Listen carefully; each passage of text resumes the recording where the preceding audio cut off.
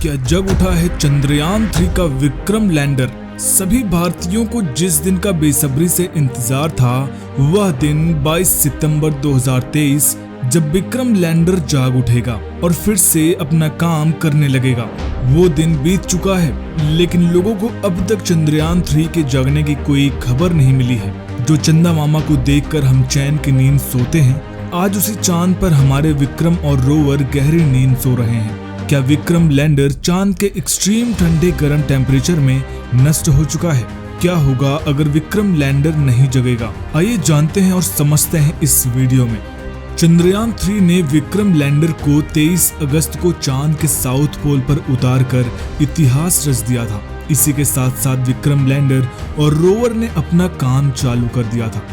चांद पर ऑपरेशंस के लिए चंद्रयान-3 के रोवर को 2 सितंबर को स्लीप मोड में डाला गया और इसरो ने तब ट्वीट करके बताया कि रोवर अब सुरक्षित तरीके से पार्क किया गया है। अगर बात करते हैं लैंडर की, तो उसको 4 सितंबर को स्लीप मोड में डाला गया। पहले जानते हैं कि इसका रीजन क्या था। लैंडर और रोवर को चांद पर 14 दिनों के लिए काम करने के कारण से डिजाइन किया गया था।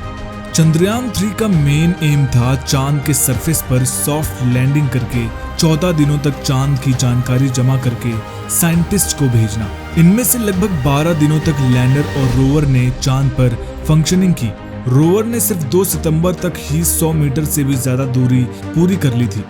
कई मिशन इतने लंबे चलने के बाद भी मुश्किल से 100 मीटर तक पहुंच पाए हैं। इसका कारण था कि लैंडर ने एक ही जगह खड़े होकर चांद के टेम्परेचर, प्लाज्मा रिएक्शंस और अर्थक्वेक के बारे में जानकारी साइंटिस्ट तक भेजी थी। सिर्फ यही नहीं, चांद पर ऑक्सीजन, सल्फर, टाइटेनियम जैसे एलिमेंट्स के एग्जिस्ट होने का भी पता चला। रोवर ने सल्फर के एग्जिस्ट होने की जानकारी दी और यह चांद पर सल्फर की एग्जिस्टेंस होने का एक हिस्टोरिकल मूवमेंट था। फिर 4 सितंबर को सुबह के करीब 8 बजे इसरो द्वारा दोनों रोवर और लैंडर को स्लीप मोड में डाल दिया जाता है। इसका कारण था कि उन्हें चांद की रात से बचाना।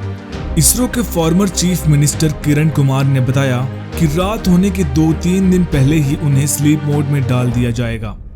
सूर्य की किरणें चांद के एक सरफेस पर पड़ती हैं और फिर 14 दिनों के लिए चांद पर रात होने के कारण उन्हें स्लीप मोड में डालना पड़ा। इसका एक मेन रीजन यह भी है कि रात को चांद का टेम्परेचर -250 डिग्री सेल्सियस तक जा सकता है, जिससे दोनों विक्रम और लैंडर नष्ट हो सकते थे। इतने कम टेम्परेचर में कई इक्विपमेंट्स खराब हो सकते थे और कई ऐसे इक्विपमेंट्स भी थे जो एक बार बंद हो जाते तो उनको मेंटेन रखना काफी प्रॉब्लम क्रिएट कर सकता था। जब चंद्रयान-3 के निर्देशक पी वीरा मुथुवेल से विक्रम लैंडर और रोवर को स्लीप मोड में डाले जाने का कारण पूछा गया, तो उन्होंने बताया कि हम पहले 2 और आखिरी 2 दिन नहीं गिन सकते। चंद्र दिवस 22 अगस्त को शुरू हुआ था और हमारी लैंडिंग दूसरे दिन के अंत में थी। मिशन के सभी एम पूरे हो गए हैं, इसलिए उन्हें स्लीप मोड में डाल दिया गया है। लेकिन 14 दिन बाद 22 सितंबर को जब फिर से सुबह हुई तो लोग चंद्रयान-3 के जागने पर काफी एक्साइटेड थे। अभी चांद पर उजाला है और चांद की किरणें भी विक्रम लैंडर और रोवर के सोलर पैनल्स पर पड़ रही हैं। तो फिर क्यों अब तक सो रहा है लैंडर और रोवर? 22 सितंबर के दिन साइंटिस्ट ने सोचा कि अगर विक्रम ने चांद की कड़कती ठंड का सामना कर दिया होगा तो शायद वह खुद ही 22 सितंबर के दिन सिग्नल भेजना शुरू कर देगा, लेकिन ऐसा नहीं हुआ। इसरो ने ट्वीट करते हुए बताया कि कांस्टेंट एफर्ट्स किए जा रहे हैं, पर अब तक उनसे कोई सिग्नल नहीं आया। लेकिन इसका मतलब यह बिल्कुल भी नहीं है कि अब लैंडर और रोवर कभी भी नहीं जगेंगे।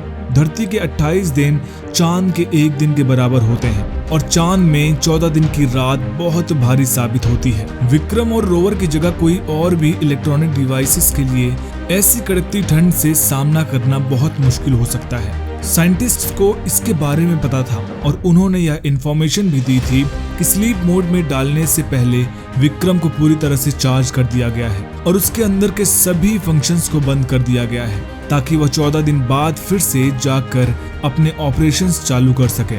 हमारे इसरो के साइंटिस्ट्स को ये सभी पॉसिबिलिटीज के बारे में पता था और उन्होंने विक्रम लैंडर को ऐसे इंसुलेटर से बनाया जिससे वह ये 14 दिन भी पार कर सके और फिर से सूरज की रोशनी पर उठ सके।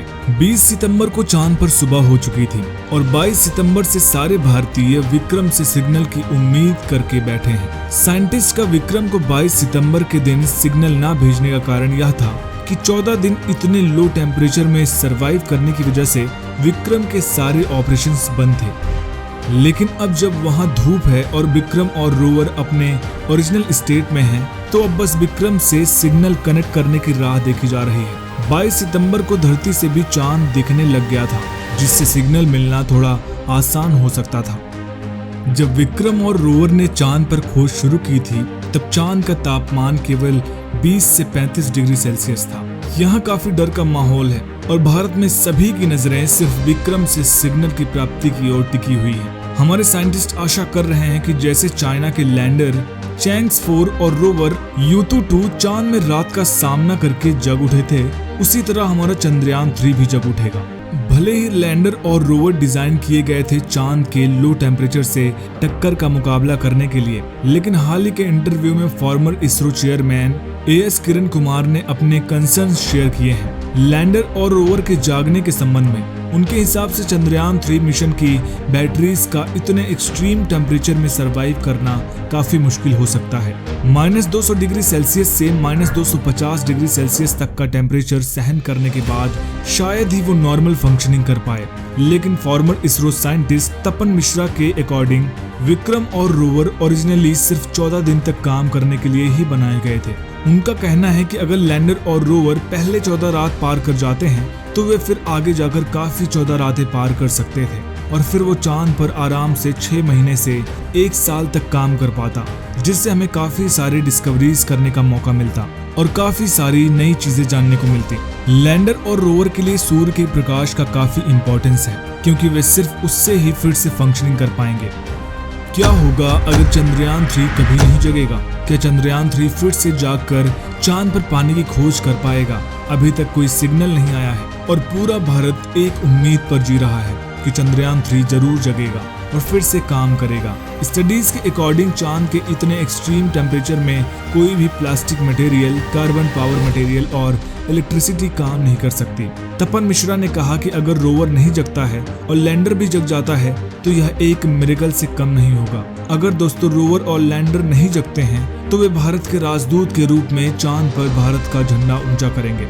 जैसे चांद पर सूरज की रोशनी हुई, वैसे ही हमारे लिए भी रोशनी जल सकती है और अब भी सबका विश्वास है कि लैंडर और रोवर जरूर जगेंगे। इसरो के साइंटिस्ट काफी एफर्ट्स कर रहे हैं दिन रात, ताकि लैंडर से सिग्नल मिल सके। शायद सब भारतवासियों की दुआएं चंद्रयान 3 को जगा दें। अभी भी होप है और बहुत कुछ हो सकता है। सूरज की किरणों से कभी भी हमारे विक्रम और रोवर जग सकते हैं। वो कहते हैं ना, सपना एक देखोगे मुश्किल 1000 आएगी, लेकिन वो मंजिल बड़ी खूबसूरत होगी जब कामयाबी शोर मचाएगी। तो इसी तरह चंद्रयान 3 के जगने की आशा बरकरार रखें और वेट करें एक और नई रोशनी का। दोस्तों, क्या चंद्रयान 3 फिर से उठ खड़ा होगा? हमें कमेंट बॉक्स में जरूर बताइएगा।